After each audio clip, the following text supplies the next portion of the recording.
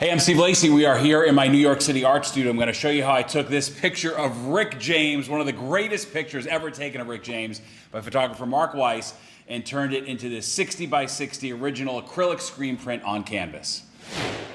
So as you can see, this picture captures Rick James in all his glory. It was taken in the early 1980s. Mark spent a lot of time on the road with Rick James and at his home, off tour as well.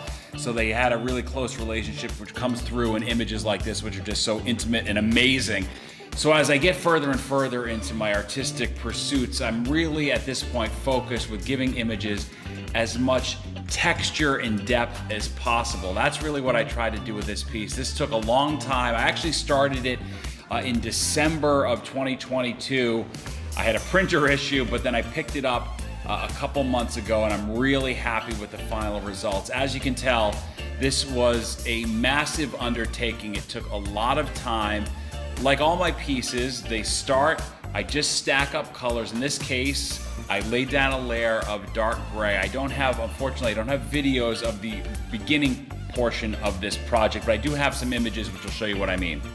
It starts with a layer of dark gray, then I put a white layer down, which gives some of the textured background to the upper right-hand corner along with the outline of Rick James. Then we put down a red layer, which is the initial skin color layer.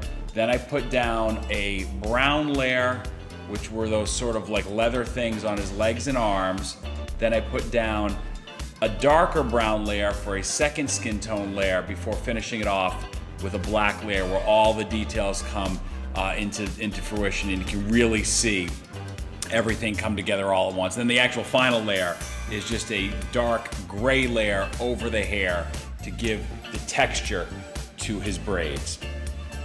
As you can imagine, this took a lot of time, a lot of transparencies, a lot of work. This was probably 50, 75 studio hours. That's on top of all the Photoshop time.